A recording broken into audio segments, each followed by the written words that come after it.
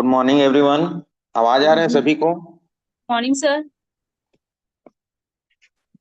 Good good morning morning sir. Sir. आ रहा चलिए, आज का टॉपिक रहेगा एग्रीकल्चर, भारतीय कृषि। आज हम लोग कृषि पे चर्चा करेंगे। उसके बाद आपका मुख्य रूप से दो टॉपिक बचेगा। एक नदी अपवाह तंत्र और एक जलवायु।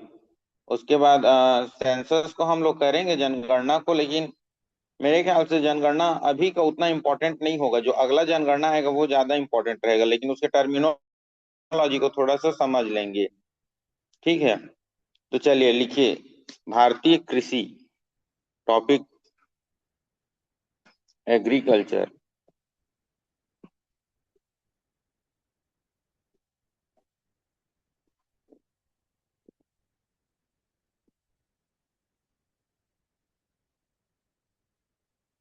भारतीय कृषि या लिखिए एग्रीकल्चर।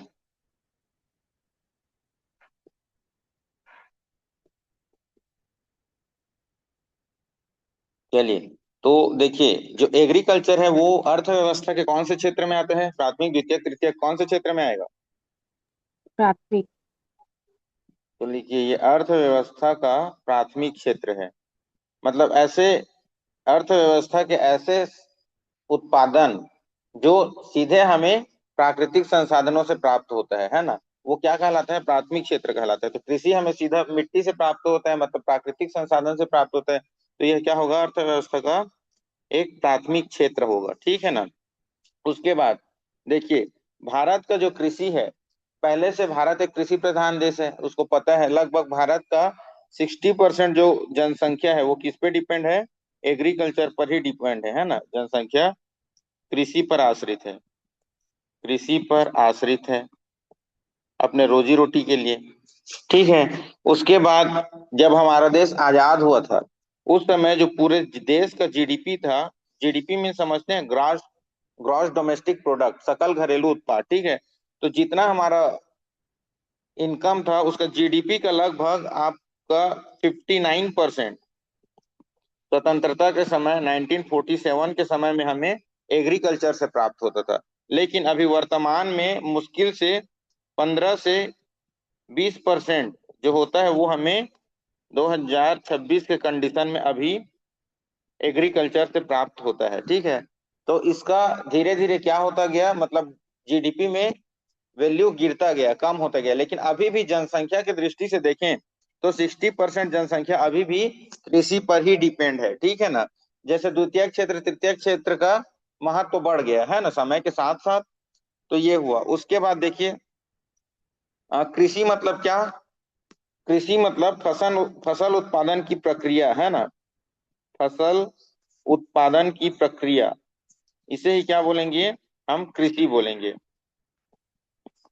ठीक। अब देखिए, टोटल भारत का 60% जनसंख्या कृषि पे डिपेंड है। तो मतलब ये क्या वो बोल सकते हैं, भारत की अर्थव्यवस्था की रीढ़ की हड्डी है ये भी। ठीक है ना। क्लियर है। भले ही इससे हमें जीडीपी कम मिल रहा है, लेकिन लोग तो इसमें डिपेंड है ना। तो अगर एग्रीकल्चर को खत्म कर देंगे तो जनसंख्या भी बहुत गरीब हो जाएगी भारत की, है ना। तो लिखिए इसको, भारत की अर्थव्यवस्था की रीढ़ की हड्डी, अर्थव्यवस्था की रीढ़ की हड्डी है, रीढ़ की हड्डी है। ठीक है।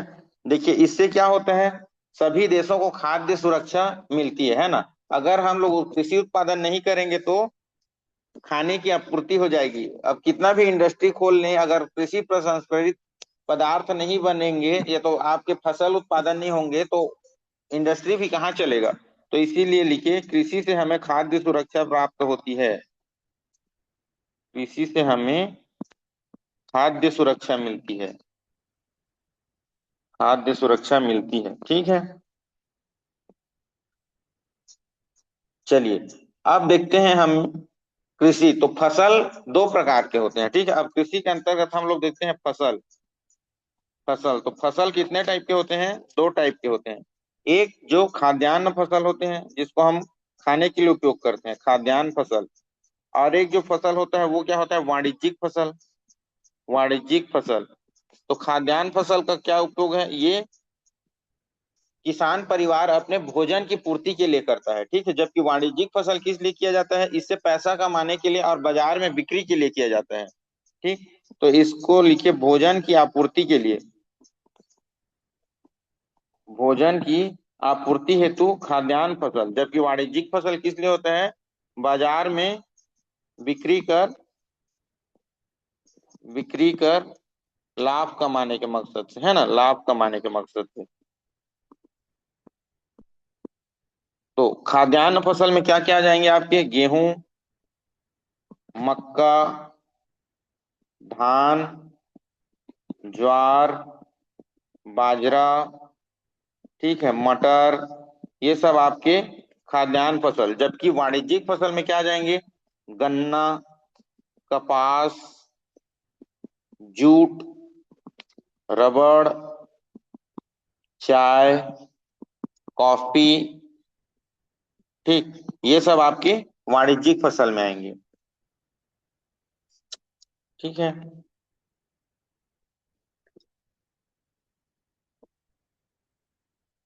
देखो, अब इसके बाद हम लोग देखते हैं ऋतुओं के आधार पर फसलों का वर्गीकरण। अब ये खाद्यान्न और वाणिज्यिक फसल किसके आधार पर हो गया?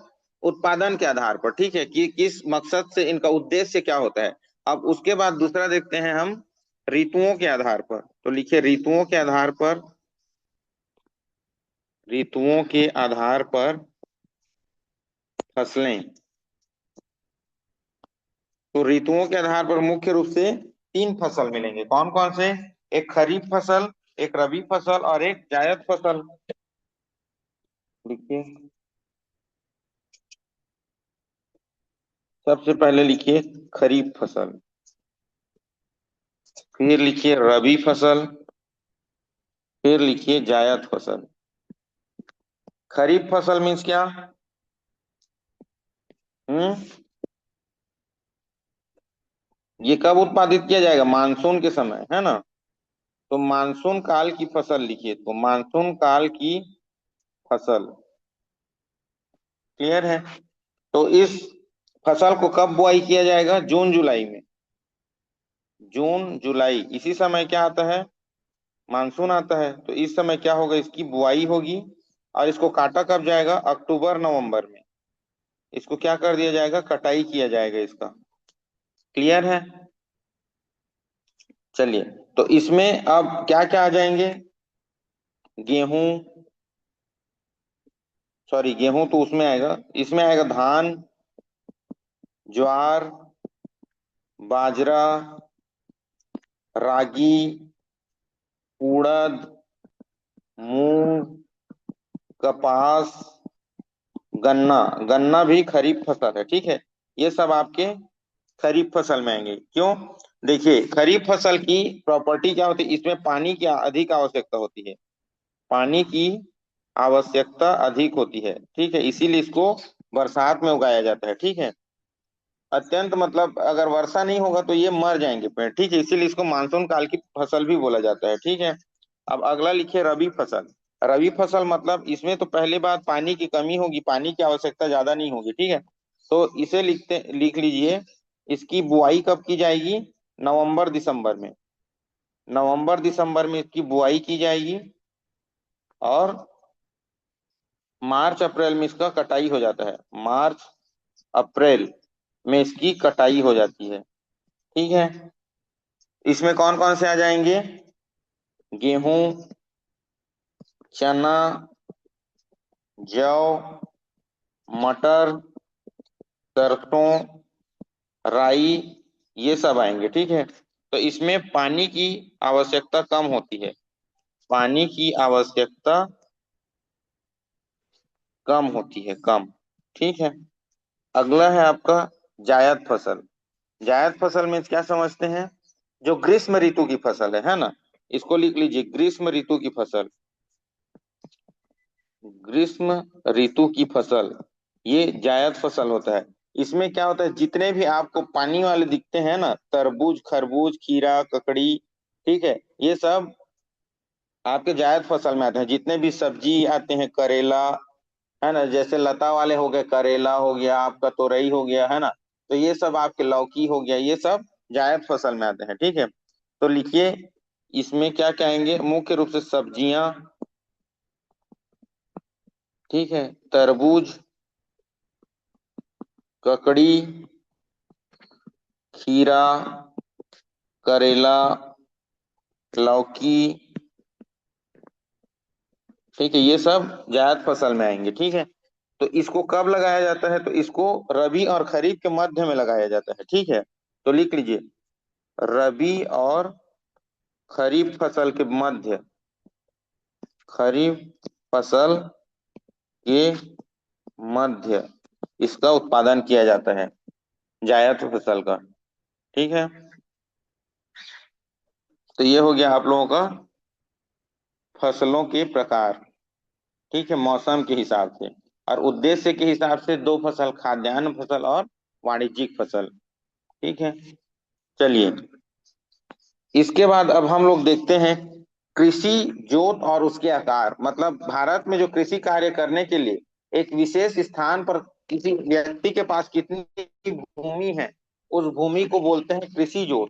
ठीक है, तो उसका प्रकार देखते हैं और ये टोटल 5 प्रकार के होते हैं। ये सही जोड़ी मिलाओ में पूछ लेता है। ठीक है, कि कृषि जोत और उसका आकार कितना होता है, तो सीमांत जोत बोलने से उसका आकार कितना होता है, लघु जोत बोलने से उसका आकार कितना होता है, अर्ध मध्यम जोत में उसका आकार कितना होता है। तो एक चीज इसको लिख लीजिए, कृषि जोत और उसके आकार, कृषि जोत और उसके आकार।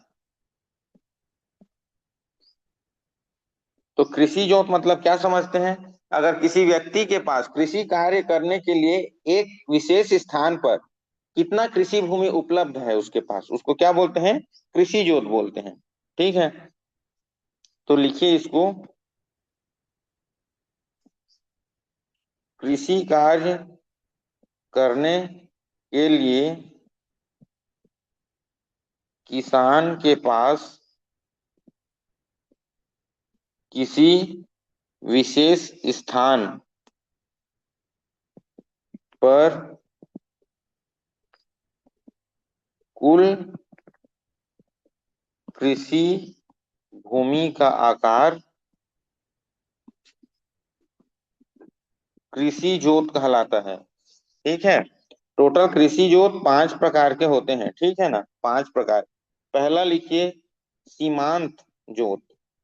सबसे कम से जा रहे हैं तो सबसे पहले लिखिए सीमांत जोत। ये होता है 1 हेक्टेयर से कम, 1 हेक्टेयर से कम। अगर किसी किसान के पास 1 हेक्टेयर से कम है तो वो सीमांत जोत होगा। और भारत का लगभग 60 से 70% किसान सीमांत जोत के अंतर्गत ही आते हैं। ठीक है, पहला। दूसरा लिखिए लघु जोत। लघु जोत ये होता है 1 से 2 हेक्टेयर तक, 1 से 2 हेक्टेयर तक लघु जोत। तीसरा लिखिए अर्ध मध्यम जोत। अर्ध मध्यम जोत ये होता है 2 से 4 हेक्टेयर तक, 2 से 4 हेक्टेयर तक। चौथा लिखिए मध्यम जोत। मध्यम जोत, तो मध्यम जोत का आकार होता है 4 से 10 हेक्टेयर तक। ठीक है, और पांचवा लिखिए वृहद जोत।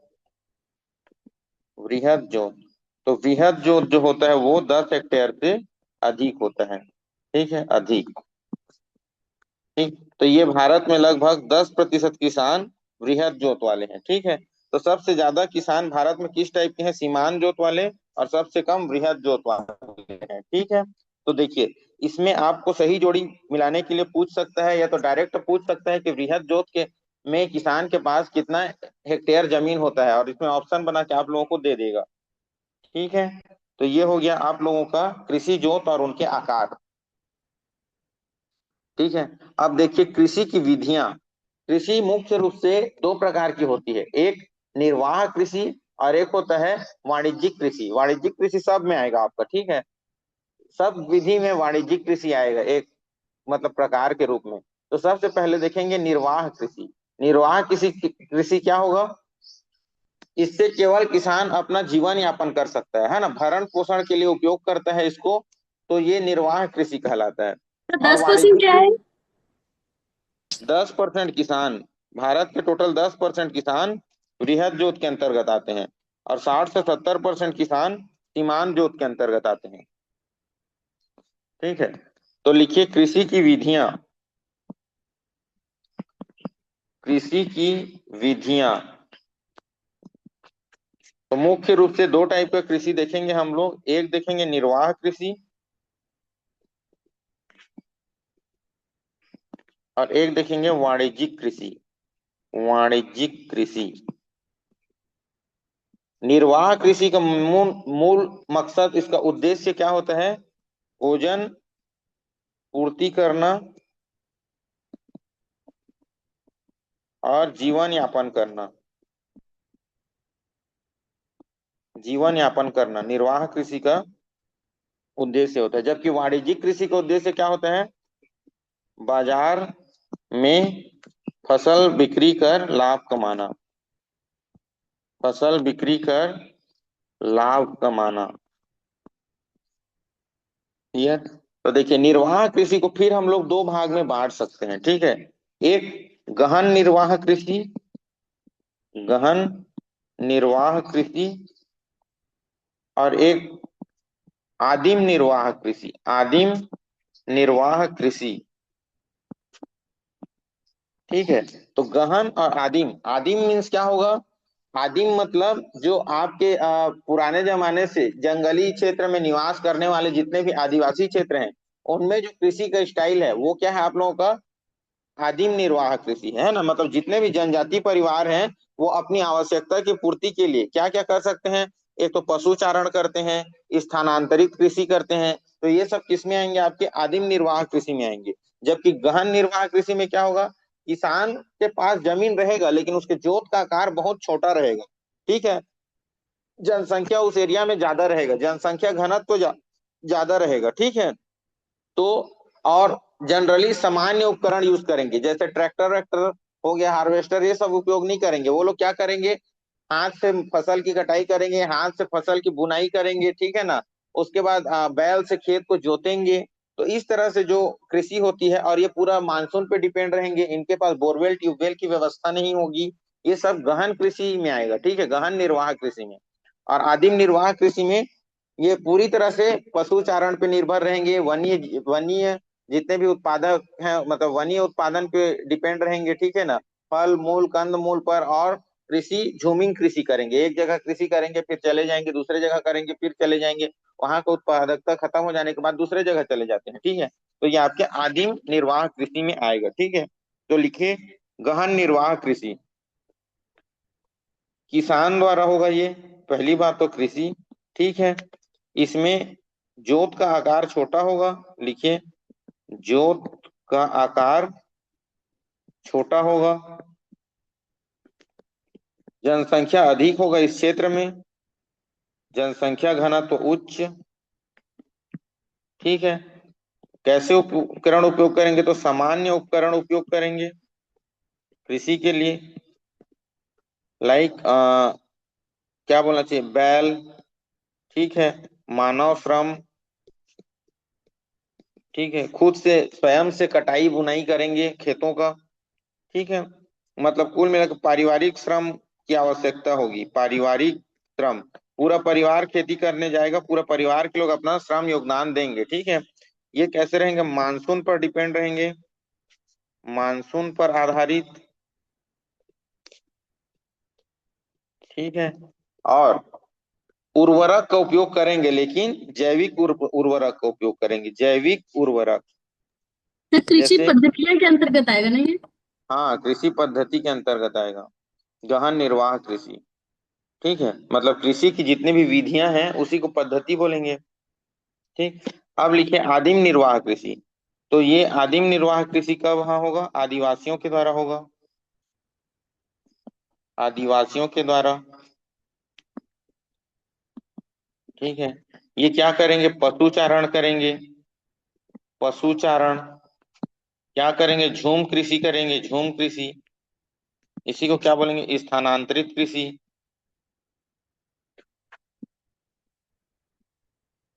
ठीक है, वन के उत्पादों पर निर्भर रहेंगे।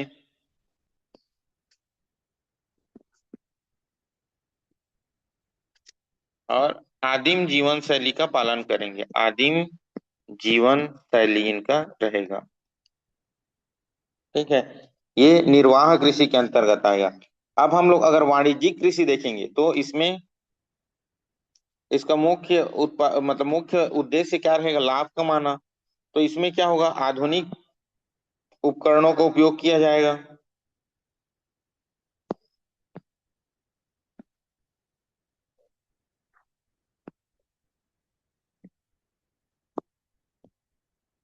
ठीक है, तो इसमें क्या किया जाएगा? आधुनिक उपकरणों का उपयोग। आधुनिक उपकरणों का उपयोग होगा। ठीक है, रसायनों उर्वरकों का उपयोग होगा। रसायनों उर्वरकों का उपयोग होगा। ठीक है, ये वर्षा पर डिपेंड नहीं रहेगा, वर्षा पर आश्रित नहीं रहेगा। ठीक है, अब मुख्य उद्देश्य लाभ कमाना रहेगा इसका। ठीक है, ये आपका वाणिज्यिक कृषि में आएगा। ठीक है, क्लियर। तो देखिए आदिम स्टाइल में जो पशु चारण करते हैं, तो जैसे राजस्थान के रेगिस्तानी क्षेत्र में है ना, ऊंट को पालते हैं। ठीक है ना, ऊंट को एक जगह से दूसरे जगह, दूसरे जगह से तीसरे जगह ये लोग पानी की तलाश और चारे की तलाश में लेके घूमते रहते हैं, है ना, और भिक्षा मांग मांग के जीते रहते हैं। ये सब आपके आदिम निर्वाह कृषि में आएगा। ठीक है, क्योंकि पशुपालन भी कृषि के अंतर्गत ही आता है। ठीक है, और एक लद्दाख में जो आपका चांगपा जनजाति है, गद्दी बकरवाल जनजाति है, ठीक है ना, ये सब क्या करते हैं?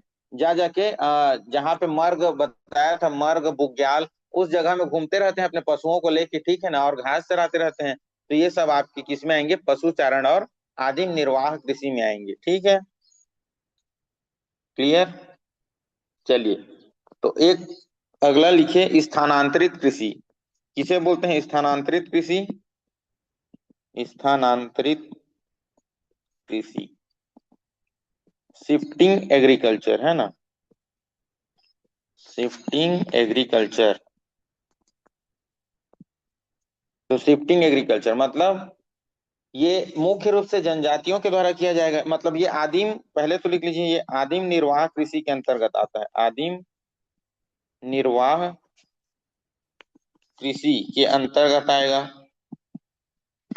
ठीक है, क्या होगा? ये जनजातियों के द्वारा किया जाने वाला कृषि पद्धति है। जनजातियों के द्वारा किया जाने वाला कृषि पद्धति। ठीक है, इसमें क्या किया जाता है? वनों को एक जगह में काटते हैं ये लोग और कृषि करते हैं, उसको जला देते हैं, है ना, वन को काट के जला देते हैं। उससे जो राख और कुछ भी बनता है उर्वरक, उसका उपयोग होते तक वहां पे खेती होता है। फिर वहां की उत्पादकता समाप्त होने पर वे अपनी जगह बदल देते हैं। ठीक है, इसीलिए इसको दहन कृषि भी कहा जाता है। ठीक है, तो लिखिए, वनों को काट कर, वनों को काट कर तथा उसे जलाकर कृषि किया जाता है। ठीक है, उत्पादकता समाप्त होने पर, उत्पादकता समाप्त होने पर स्थान परिवर्तित कर दिया जाता है। स्थान परिवर्तित कर दिया जाता है। ठीक है, इसलिए इसे क्या बोलते हैं? दहन कृषि। दहन कृषि भी कहते हैं। ठीक है, ये क्या होगा? आपका जैविक कृषि हो जाएगा। जैविक कृषि होता है ये पूर्ण रूप से, है ना, इसमें प्राकृतिक खाद का उपयोग किया जाता है। प्राकृतिक खाद का उपयोग किया जाता है। रसायन रसायन और उर्वरकों का उपयोग नहीं होता है। उर्वरकों का उपयोग नहीं होता है इसमें। ठीक है, ये होता है आपका स्थानांतरित कृषि। ये मुख्य रूप से पहाड़ी क्षेत्रों में किया जाता है जहाँ पे आदिवासी निवास करते हैं। तो कौन कौन सा है पहाड़ी क्षेत्र, और इसका क्या क्या नाम है? तो सबसे पहले लिखिए मिजोरम। मिजोरम में स्थानांतरित कृषि को क्या बोला जाता है? झूम बोला जाता है, झूम, मिजोरम में। ठीक है, मणिपुर, मणिपुर में इसे कहा जाता है पामलू, पामलू। ठीक है, उसके बाद मध्य प्रदेश और छत्तीसगढ़ में क्या कहा जाता है? पेद्दा, पेद्दा, दहिया, बेवार, ये सब कहा जाता है। पढ़े हैं आदिवासी में, मतलब छत्तीसगढ़ कला संस्कृति में। Yes sir. चलिए, अगला राजस्थान। राजस्थान में इसे कहा जाता है वारले। राजस्थान में वारले कहा जाता है। और अंडमान एंड निकोबार द्वीप समूह में इसे कहा जाता है दीपा। दीपा या तो दीपा बोला जाता है, ठीक है। आंध्र प्रदेश। आंध्र प्रदेश में इसे कहा जाता है पोड़ू। क्या बोला जाता है? पोड़ू, ठीक है। सह्याद्री। सह्याद्री क्षेत्र मतलब पश्चिमी घाट लिख लीजिए, है ना, पश्चिमी घाट। पश्चिमी घाट में इसे कहा जाता है कुमारी, ठीक है। और उड़ीसा में इसे कहा जाता है कोमान। उड़ीसा में इसे कोमान कहा जाता है, कोमान। और हिमालय प्रदेश में कहा जाता है इसको, हिमालय क्षेत्र में खील, किल कहा जाता है, ठीक है। तो ये आपके स्थानांतरित कृषि और उसके नाम हैं। तो जगह विशेष में क्या कहा जाता है इसको याद रखेंगे, ठीक है। हर जगह इसका अलग अलग नाम है।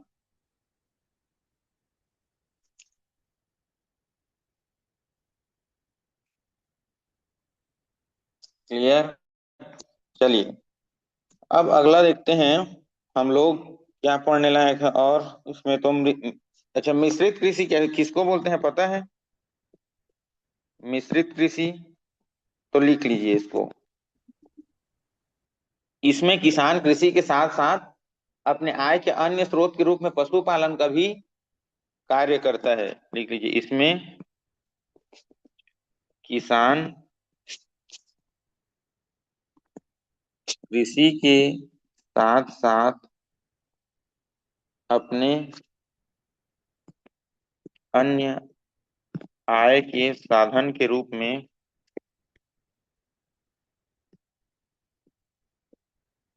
पशुपालन,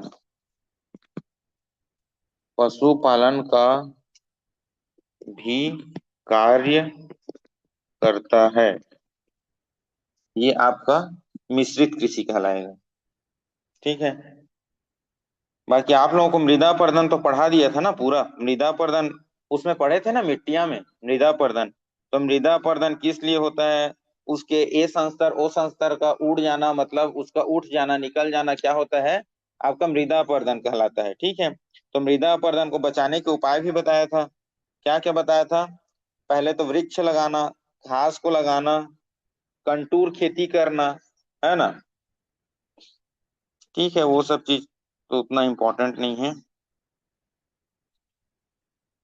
चलिए, अब अगला लिखिए, कौन से फसल और उसके प्रमुख उत्पादक राज्य कौन है, ठीक है। तो फसल और उसके प्रमुख उत्पादक राज्यों के नाम लिखिए।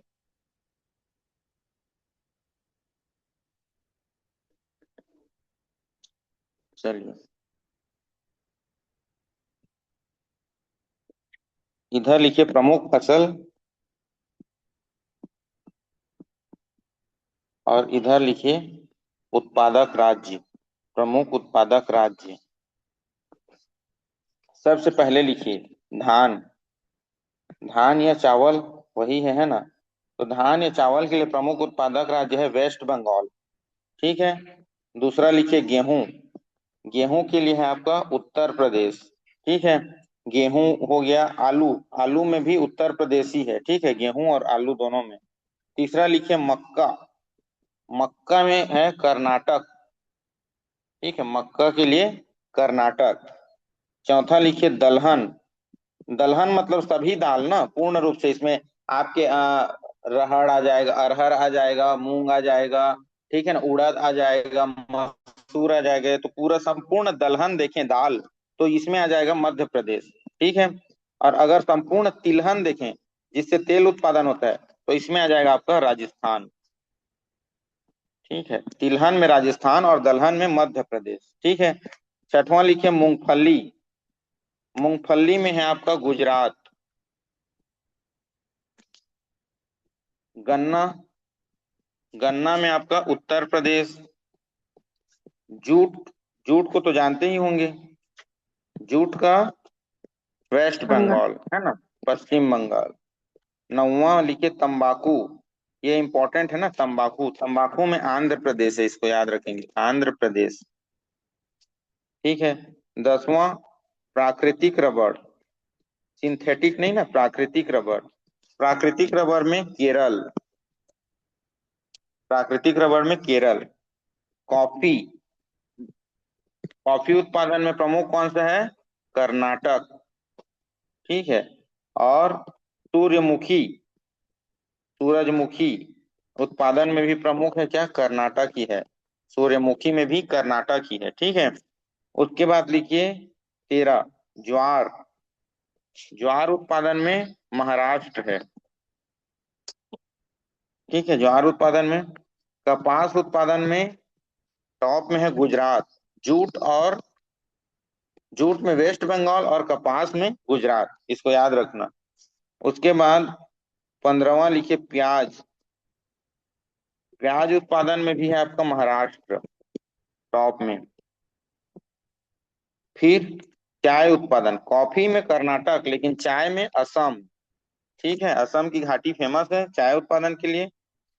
17वां लिखिए सोयाबीन, सोयाबीन सबसे ज्यादा उत्पादन होता है मध्य प्रदेश में, सोयाबीन। ठीक। दूध, दूध सर्वाधिक है उत्तर प्रदेश में, दूध सर्वाधिक उत्तर प्रदेश में है। ठीक। देखिए गन्ना उत्पादन में टॉप में उत्तर प्रदेश है, लेकिन अगर चीनी उत्पादन बोले तो उसमें है महाराष्ट्र। महाराष्ट्र। महाराष्ट्र है चीनी उत्पादन में। ठीक है, गन्ना उत्पादन में उत्तर प्रदेश मिलेगा आपको, लेकिन चीनी उत्पादन में महाराष्ट्र है। ठीक। सरसों और मूंग में लिखिए, सरसों और मूंग, सरसों मूंग, ये दोनों में आपको राजस्थान। ठीक है। काजू में लिखिए केरल, काजू उत्पादन में टॉप में मिलेगा आपको केरल। ठीक है। और राजस्थान में एक और बाजरा भी लिख लीजिए, बाजरा भी राजस्थान से ही सर्वाधिक उत्पादित होता है। ठीक है।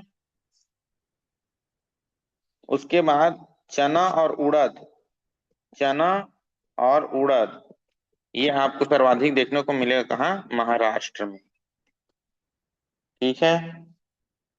तो ये इतने को याद रखिए, एक बार याद करेंगे जिंदगी भर काम आएगा, क्योंकि ये हमेशा वही ही उत्पादन रहता है। एक दो इधर उधर होते हैं, जैसे बहुत दिन पहले क्या हुआ था, ये जो सूरजमुखी है, तो सूर्यमुखी में राजस्थान हुआ करता था, लेकिन अब सूर्यमुखी में कर्नाटक आ गया है। ठीक है। तो इस तरीके से होते रहता है। तो कुछ कृषि विधियां देख लीजिए, मतलब कौन से चीज की कृषि को क्या बोला जाता है ना। तो इधर लिख लीजिए कृषि और उधर उसके नाम लिखिए। इधर कृषि और उसका इधर नाम लिखिए, है ना। ये तो कृषि या, हाँ वही कृषि ही बोलिए, उत्पादन जिसको बोलेंगे। ठीक है। तो सबसे पहले रेशम पालन, रेशम पालन को क्या कहते हैं? सेरीकल्चर, सेरीकल्चर रेशम पालन। ठीक है। मछली पालन को क्या बोलते हैं? PC culture, PC culture. ठीक है। और मधुमक्खी पालन को क्या बोलते हैं? ईपी कल्चर या तो एपी कल्चर, एपी कल्चर। ठीक है। उसके बाद फूलों की खेती है ना, तो फूलों के उत्पादन को बोलते हैं फ्लोरीकल्चर, फ्लोरीकल्चर। केचुआ पालन को क्या बोलते हैं? वर्मी कल्चर, वर्मी कंपोस्ट तो वर्मी कल्चर। ठीक है। अंगूर की खेती को क्या बोला जाता है? अंगूर की खेती को विटीकल्चर, अंगूर की खेती को विटीकल्चर बोला जाता है। ठीक है। फिर सब्जियों की खेती को क्या बोला जाता है? सब्जियों की खेती को ओलेरीकल्चर, ओलेरीकल्चर, सब्जियों की खेती को। ठीक है। फलों की खेती को क्या बोला जाता है? फलों की खेती को पॉमी कल्चर है ना, पॉमी कल्चर, पॉमी कल्चर, फलों की खेती को पॉमी कल्चर कहा जाता है। और उद्यानिकी को क्या कहा जाता है? हॉर्टिकल्चर, हॉर्टिकल्चर, हॉर्टिकल्चर उद्यानिकी को बोला जाता है। ठीक है, क्लियर? तो ये सब आपको याद रखना है, इनके नाम को, किस चीज के पालन को क्या कहा जाता है, ये एकदम इंपॉर्टेंट है।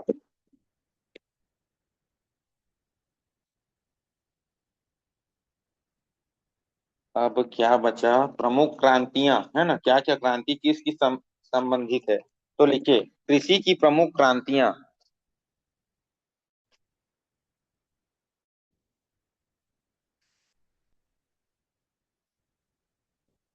क्रांतियां, ठीक है, कौन सा कृषि के लिए कौन सी क्रांति आई थी? ठीक है, तो सबसे पहले क्रांति मतलब क्या होता है? बदलाव। क्रांति मतलब बदलाव है ना, मतलब किस चीज में बदलाव हुआ? कृषि का, कृषि में क्रांति मतलब उत्पादन में बदलाव है ना, उत्पादन में, बीज के क्वालिटी में, बीज की गुणवत्ता में, है ना, और उत्पादन के साधनों में परिवर्तन, उर्वरकों का उपयोग हुआ, उर्वरकों का भरपूर उपयोग किया गया है ना, भरपूर उपयोग। इससे क्या हो गया? आपका कृषि उत्पादकता बढ़ गई है ना। तो यही क्या कहलाती है? आपकी क्रांति कहलाती है। क्रांति को क्या बोलते हैं? रिवॉल्यूशन बोला जाता है ना, रिवॉल्यूशन, क्रांति। ठीक है, तो सबसे पहले देखते हैं हम लोग ग्रीन क्रांति, मतलब क्या बोलेंगे उसको? हरित रिवॉल्यूशन है ना। लिखिए ग्रीन रिवॉल्यूशन, ग्रीन रिवॉल्यूशन,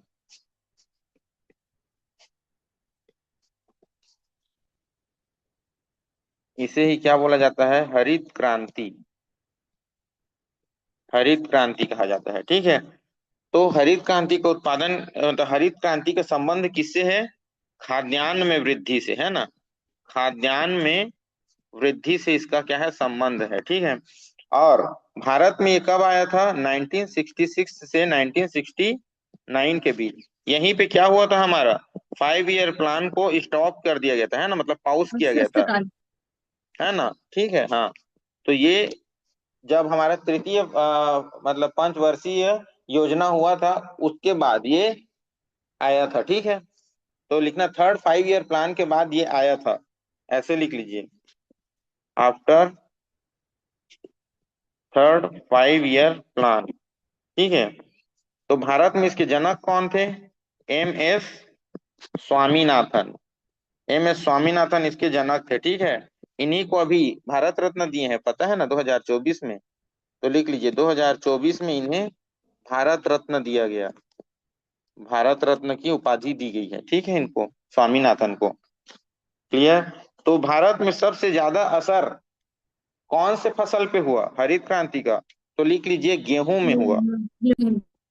गेहूं में सबसे ज्यादा इसका क्या बोलना चाहिए? लाभ हुआ है ना, लाभ सबसे ज्यादा हरित क्रांति का गेहूं को हुआ, फिर धान में हुआ। ठीक है, क्लियर? गेहूं में सबसे ज्यादा हुआ। और क्षेत्र, कौन सा क्षेत्र ज्यादा प्रभावित और फायदा मिला पंजाब कौन से हरियाणा। क्षेत्र को? पंजाब हरियाणा को मिला। ठीक है, पंजाब और हरियाणा को मिला था इसका सबसे ज्यादा लाभ। ठीक है, तो ये हो गया हरित क्रांति। अच्छा, एक चीज और जान लीजिए, हरित क्रांति विश्व में कब स्टार्ट हुआ था? तो विश्व में लिख लीजिए 1960 में स्टार्ट हुआ था, विश्व में, विश्व में। ठीक है, और कहाँ से स्टार्ट हुआ था? तो मैक्सिको से हुआ था, मैक्सिको। ठीक है, मैक्सिको से शुरुआत हुआ था। ठीक, और क्या बोलना चाहिए? हरित क्रांति, हाँ, हरित क्रांति की शुरुआत करने वाले कौन थे? नॉर्मन बोलो। Borlaug, Norman Borlaug. ये कहाँ के थे? ये यूएसए के थे। ठीक है ना, ये एक साइंटिस्ट थे, इन्होंने शोध किया, और शोध करके क्या बनाया? HYV, हाई यील्ड बीज, मतलब हाई यील्ड वेराइटीज के सीड्स बनाए हैं ना, HYV सीड्स, मतलब उच्च उत्पादन क्षमता वाले बीजों का निर्माण किया, क्षमता वाले बीजों का निर्माण किया। ठीक है, तो इसी के कारण आपका हरित क्रांति आया। तो देखिए, नॉर्मन बोरलॉग को विश्व में हरित क्रांति के जनक बोलते हैं, लेकिन हरित क्रांति शब्द किसने दिया था बोलेंगे तो वो रखेंगे याद, विलियम गॉड ने दिया था। ठीक है, हरित क्रांति नामकरण किसने किया था, तो नामकरण किया था वो है विलियम गॉड। विलियम गॉड, ये भी यूएसए के हैं, है ना, दोनों यूएसए के हैं। क्लियर। तो क्या हुआ था हरित क्रांति में, आधुनिक मशीनों का उपयोग हुआ था, सिंचाई सुविधा में बहुत वृद्धि की गई थी, उर्वरकों और कीटनाशकों को भरपूर मात्रा में प्रयोग किया गया था। ठीक है ना। उसके बाद हाई यील्ड वैरायटी के बीजों का उपयोग किया गया था, मतलब उच्च उत्पादन गुणवत्ता वाले बीजों का उपयोग किया गया था। तो ये सब आपके हरित क्रांति की प्रॉपर्टीज है। ठीक है ना। क्लियर।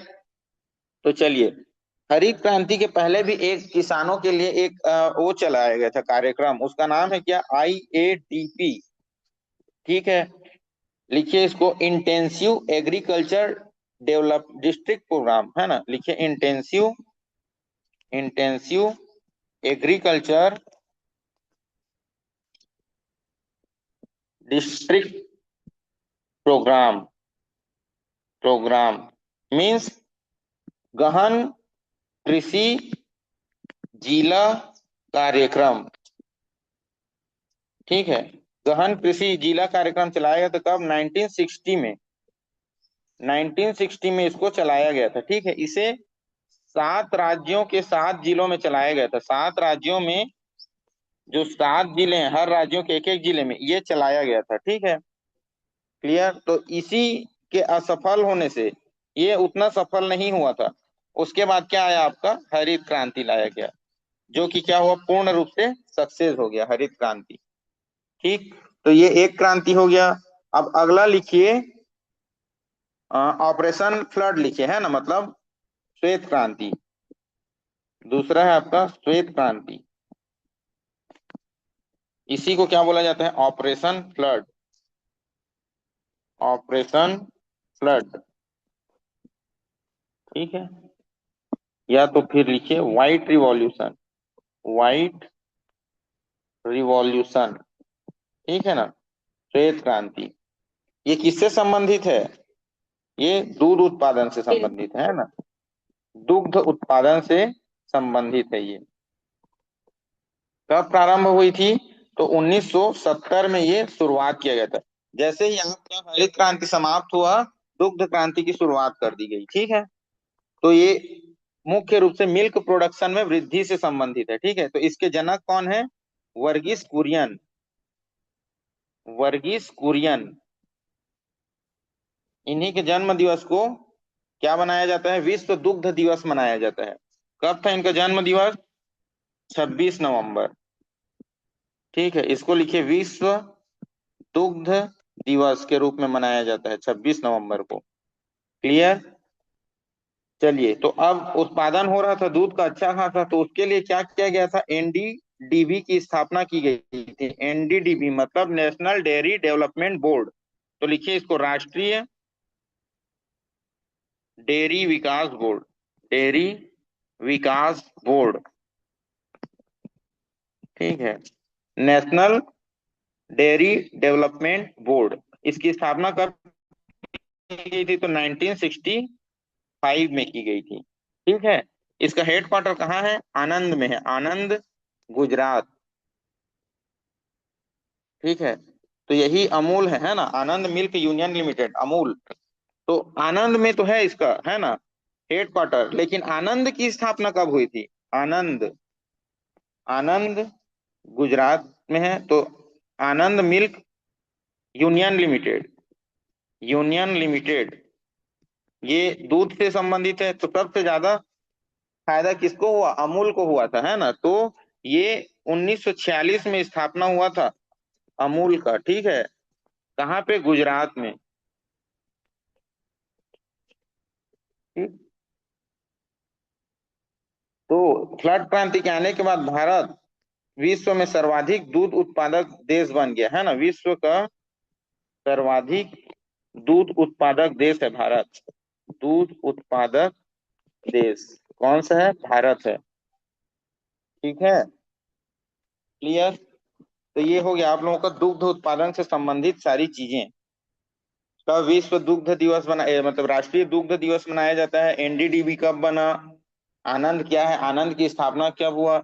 ये एक सहकारी समिति है ना, याद रखिएगा, सहकारी समिति। क्लियर। चलिए, तो देखिए अब दूध कौन देते हैं, पशु देते हैं ना। तो पशुओं के विकास के लिए एक प्रोग्राम चलाया गया था, आईसीडीपी। ठीक है, आईसीडीपी कब, 1964 में। तो इसी को बोलते हैं इंटेंसिव कैटल डेवलपमेंट प्रोग्राम। ठीक है, लिखिए गहन मवेशी विकास कार्यक्रम। ये मवेशियों के विकास के लिए चलाया गया था, ठीक है, 1964 में। इंटेंसिव कैटल डेवलपमेंट प्रोग्राम, याद रखिएगा, मवेशी पशुओं के विकास के लिए। क्लियर। चलिए, तो कुछ कुछ क्रांति और देख लेते हैं, और वो किससे संबंधित है उसको भी देख लेते हैं हम लोग। यहाँ पे श्वेत क्रांति तक देख लिए। अब बाकी क्रांतियों को जानने की उतनी जरूरत नहीं है, कौन सी क्रांति किससे संबंधित है और कौन उसके प्रमुख हैं, इसको देख लेते हैं। तो सबसे पहले लिखिए नीली क्रांति।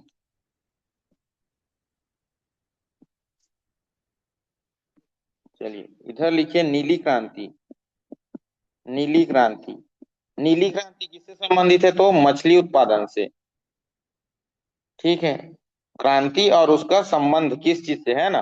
तो ये नीली क्रांति है आपका मछली उत्पादन से। ठीक है, तो इसके जनक, जनक जिसका जनक इंपॉर्टेंट रहेगा लिख दूंगा। ठीक है, इनके जनक है कौन, अरुण कृष्णन,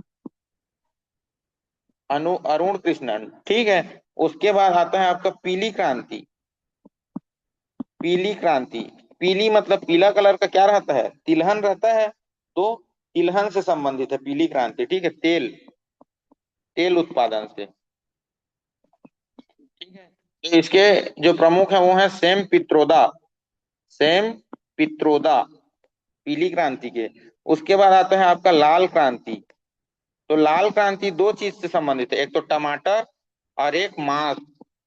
ठीक है, टमाटर और मांस उत्पादन से भी संबंधित है। ठीक है, तो इसके वो को जानने की जरूरत नहीं है, प्रमुख को। अगला लिखिए भूरी क्रांति। भूरी, भूरा रंग का कौन रहता है, उर्वरक, है ना। तो ये उर्वरक उत्पादन से संबंधित है। ठीक है, भूरी क्रांति। चलिए अगला लिखिए काली क्रांति। काली क्रांति, तो पीली काली, क्रांति के जनक। पीली क्रांति के जनक सेम पित्रोदा। काली क्रांति, काली क्रांति को लिखिए पेट्रोलियम, ये पेट्रोलियम उत्पाद से संबंधित है, पेट्रोलियम से संबंधित है ना काली क्रांति। अगला लिखिए सुनहरी क्रांति, गोल्डन, इसी को बोलते हैं ना गोल्डन रिवॉल्यूशन। तो सुनहरी क्रांति बागवानी से संबंधित है, बागवानी। क्लियर। अगला लिखिए सिल्वर क्रांति, रजत क्रांति। रजत क्रांति के संबंध है आपका अंडा उत्पादन से, अंडा। ठीक है, और ये इसके जनक लिखिए इंदिरा गांधी, अंडा क्रांति के इंदिरा गांधी है ना इनके प्रमुख। अगला लिखिए गोल क्रांति, गोल, तो गोल गोल क्या रहता है, आलू, है ना। ठीक है, तो ये आलू उत्पादन से संबंधित है, कौन सा आपका गोल क्रांति। अगला लिखिए गुलाबी, गुलाबी क्रांति। ठीक है, तो ये है आपका प्याज और झींगा से संबंधित। प्याज भी गुलाबी रहता है, झींगा, और झींगा भी गुलाबी से है ना। तो इसके प्रमुख हैं दुर्गेश पटेल, इसको याद रखेंगे, दुर्गेश पटेल। ठीक है, गुलाबी क्रांति के जनक। ठीक है, उसके बाद और क्या है, बादामी क्रांति, है ना, बादामी, बादामी क्रांति, ये संबंधित है मसाला उत्पादन से, मसाले उत्पादन से है ना, बादामी क्रांति। क्लियर।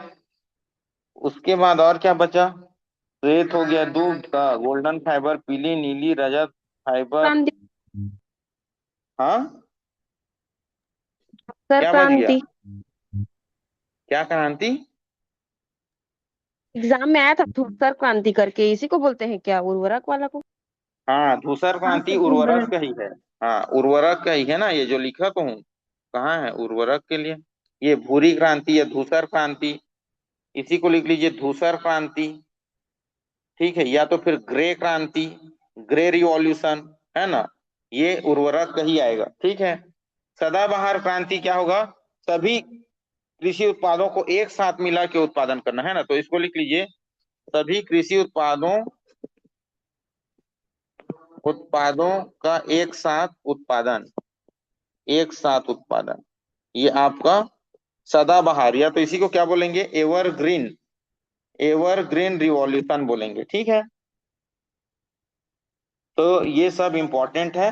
तो इसमें किसके किसके प्रमुख को जानना है, सबसे पहले हरित क्रांति, खाद्यान्न से संबंधित एम एस स्वामीनाथन, पीली क्रांति, तेल से संबंधित सैम पित्रोदा, ठीक है। फिर उसके बाद गुलाबी क्रांति, प्याज और झींगा से संबंधित दुर्गेश पटेल, ठीक है। श्वेत क्रांति, दूध से संबंधित वर्गीस कुरियन, रजत क्रांति, अंडा से संबंधित इंदिरा गांधी, और क्या बच गया एक ठो, हाँ, नीली क्रांति, मछली से संबंधित अरुण कृष्णन, इतने को याद रखेंगे, ठीक है, अरुण कृष्णन। और एक सदाबहार क्रांति, इसके जनक किसको बोलते हैं, एम एस स्वामीनाथन ही है इसके भी, ठीक है, एम एस स्वामीनाथन सदाबहार क्रांति के भी, ठीक है। क्लियर यहाँ तक।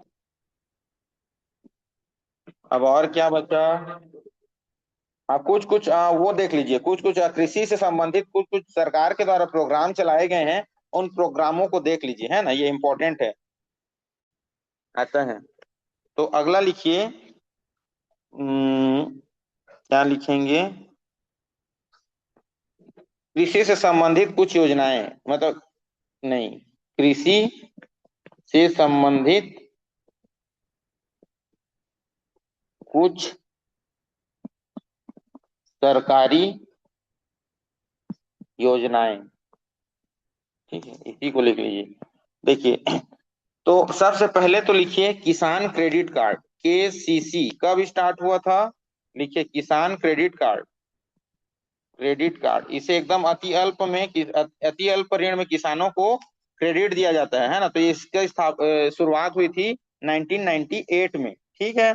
उसके बाद किसान कॉल सेंटर, अगला लिखिए किसान कॉल सेंटर, किसानों के मदद के लिए किसान कॉल सेंटर की स्थापना की गई थी कब, 2004 में, ठीक है, किसान कॉल सेंटर। उसके बाद लिखिए राष्ट्रीय कृषि बीमा योजना, राष्ट्रीय कृषि बीमा योजना, राष्ट्रीय कृषि बीमा योजना, इसकी शुरुआत हुई थी 1999 में, लेकिन वर्तमान में इस राष्ट्रीय कृषि बीमा योजना का नाम क्या कर दिया गया है, प्रधानमंत्री फसल बीमा योजना, प्रधानमंत्री फसल बीमा योजना। ले अब इसकी शुरुआत पूछ देते हैं, है ना, तो कब, 2016 करेंगे, प्रधानमंत्री फसल बीमा योजना 2016, जबकि राष्ट्रीय कृषि बीमा योजना कब था, 1999, ठीक है। उसके बाद राष्ट्रीय किसान आयोग की स्थापना की गई थी, राष्ट्रीय किसान आयोग, तो राष्ट्रीय किसान आयोग की स्थापना कब की गई थी, 2004 में ही की गई थी, जब किसान कॉल सेंटर खोला गया था तभी राष्ट्रीय किसान आयोग की स्थापना की गई थी, क्लियर है। अब एक था एसीपी, एसीपी मतलब एग्रीकल्चर, सॉरी एपीसी है ना, एसीपी नहीं, APC, APC means agriculture price commission, मतलब किसी भी कृषि उत्पादन को उचित मूल्य देने के लिए, न्यूनतम समर्थन मूल्य लाने के लिए एसीपी की स्थापना की गई थी, एग्रीकल्चर प्राइस कमीशन, लिखिए एग्रीकल्चर प्राइस कमीशन, ठीक है। एग्रीकल्चर प्राइस कमीशन की स्थापना कब की गई थी, 1965 में, लेकिन इसका नाम 1985 में बदलकर क्या कर दिया गया था, सीएसीपी कर दिया गया था, means commission for agriculture cost and price, तो लिख लीजिए commission, commission for agriculture cost and price, ये कर दिया गया था 1985 में, ठीक है।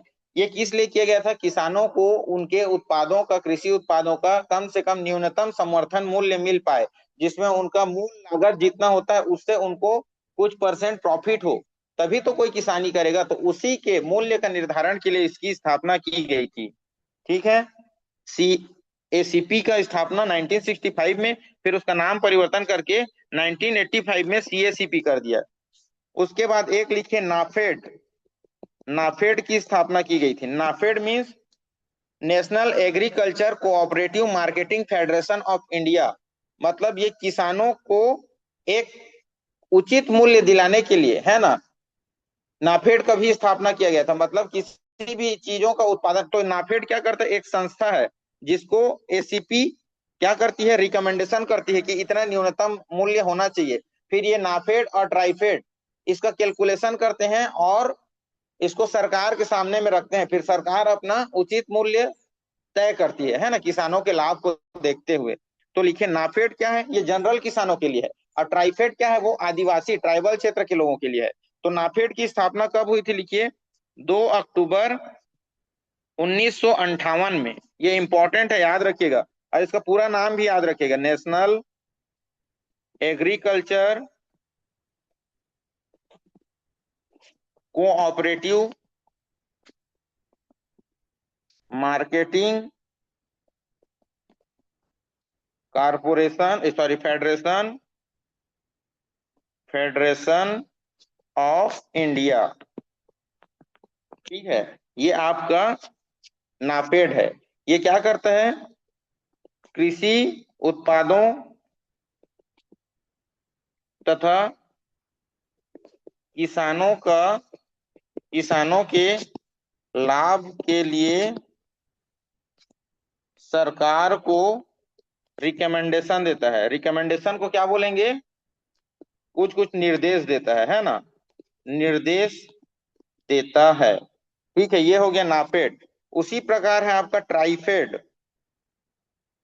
ट्राइफेड ट्राइफेड की स्थापना कब हुई थी, 1987 में हुआ था ट्राइफेड, है। कहीं कहीं 1998 भी मिलेगा, लेकिन मुख्य रूप से 1987 ही सही है। ठीक है, तो इसका फुल फॉर्म क्या होगा, tribal cooperative marketing development federation of India. ठीक है, ये जनजातीय क्षेत्रों के लिए, जो जनजातीय क्षेत्र के किसान रहते हैं और जो वनीय उत्पाद रहते हैं, है ना, जिनका क्या करते हैं, सरकार जो है उपार्जन करती है ना, तो उनके मतलब संरक्षण के लिए, उनके लाभ के लिए ये काम करता है ट्राइफेड। तो लिख लीजिए, ये आदिवासी क्षेत्रों के किसानों तथा उत्पादित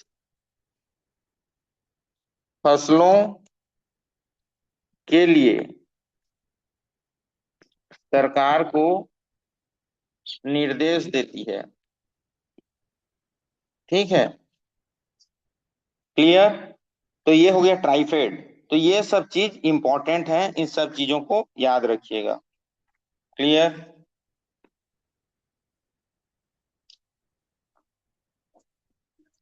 कुछ फसल लिख लें क्या, उनके रासायनिक बोलता हूँ, वैज्ञानिक नाम लिखेंगे, कुछ फसल लिख लेते हैं और उनके वैज्ञानिक नाम लिख लीजिए, क्योंकि वो भी कभी कभी पूछ सकता है।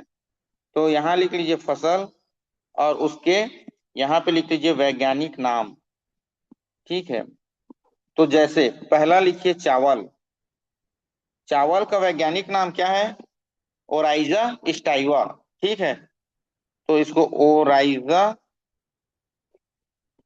स्टाइवा, ओराइजा स्टाइवा। ठीक है, दूसरा लिखिए गेहूं। गेहूं का रासायनिक नाम क्या है, Triticum, Triticum aestivum. Triticum aestivum किसका नाम है, गेहूं का नाम है। ठीक है, और क्या, ज्वार का लिख लीजिए, ज्वार। ज्वार का है सोरघम, हिंदी में लिख लीजिए, ज्यादा अच्छा रहेगा, सोरघम बाइकलर। सोरघम बाइकलर, ये ज्वार का नाम है। ठीक है, और रागी का भी लिख लीजिए, रागी। रागी क्या है, क्या, एलुइसिन, एलुइसिन कोराकाना, एलुइसिन कोराकाना। ठीक है, रागी का नाम है। अब मक्का का लिख लीजिए, तो गेहूं का क्या है? मक्का का गेहूं का ट्रिटिकम एस्टिवम, चावल का ओराइजा स्टाइवा, ट्रिटिकम एस्टिवम, ज्वार का सोरघम बाइकलर, रागी का इलुइसिन कोराकाना, और मक्का का जिया मेज। इसको इंग्लिश में लिख लीजिए, जिया मेज, जिया मेज, मक्का का। ठीक है। चाय का लिखिए, camellia sinensis, camellia sinensis. Clear. और क्या है इंपॉर्टेंट? गन्ना, गन्ना का नाम लिखिए, सैकेरम ऑफिसेरम, शक्कर निकलता है इससे, तो लिखिए सैकेरम ऑसीफेरम, सॉरी ऑफिसेरम, ऑफिसेरम, सेकेरम ऑफिसेरम। ठीक है। कपास का लिखिए, गोसिपियम हर्बेसियम, गोसिपियम, गोसिपियम हर्बेसियम, गोसिपियम हर्बेसियम। ठीक है। रबर, रबर का लिखिए, हेविया ब्रासिलियंसिस, हेविया, ब्राजील से आया है ना रबर, तो brasiliensis, Hevea brasiliensis, Hevea brasiliensis. ठीक है, रबर का नाम है। और क्या? जूट, जूट का लिखिए, जूट का कारकोरस जीनस, कारकोरस जीनस, ये जूट का वैज्ञानिक नाम है। ठीक है। उसके बाद लिखिए तंबाकू, तंबाकू, तंबाकू का क्या है? निकोटीन नामक पदार्थ पाया जाता है तंबाकू में, तो निकोटीनिया रस्टिका, निकोटीनिया रस्टिका। उससे रस्ट लग जाता है ना तंबाकू से, उसके ऊपर में धब्बा धब्बा रहता है, देखना उसमें क्यूरिंग किया जाता है, पानी छींचते हैं तो धब्बा धब्बा बन जाता है, तो रस्टिका है ना, तो निकोटीन पाया जाता है, तो निकोटीनिया रस्टिका। क्लियर। और एक लिख लीजिए अरहर का, अरहर का केजेनस केजान, केजानस, केजानस केजान, ये किसका नाम है? अरहर का। बस काफी है इतना, कृषि में आप लोगों को पर्याप्त है। ठीक है। एक और लिख लीजिए सोयाबीन का, सोयाबीन का है ग्लाइसिन मैक्स, ग्लाइसिन मैक्स, ये सोयाबीन का नाम है। ठीक है। और लिख लीजिए मूंग और उड़द का भी लिख लीजिए, मूंग और उड़द। तो मूंग के नाम में, उड़द के नाम में मूंग का नाम आएगा, इसमें होता है विंगा मुंगो, विंगा मुंगो, ये उड़द का नाम है ना, इसमें मूंग का नाम आ रहा है, और मूंग का नाम में आएगा विंगा रेडियाटा, विंगा रेडियाटा। ठीक है। तो मूंग के नाम में दोनों में विंगा रहेगा, दोनों सेम दिखते हैं है ना, उनका प्रजाति सेम है, तो मूंग के में रेडियाटा आएगा और उड़द के में मूंगो आएगा। ठीक है, याद रखिएगा इसको।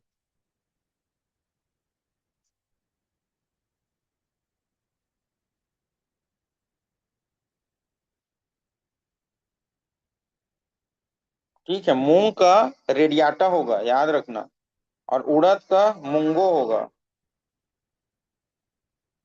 रेडियाटा मूंगो। क्लियर। ठीक, तो यहाँ तक आप लोगों का एग्रीकल्चर पूरा क्लियर खत्म होता है।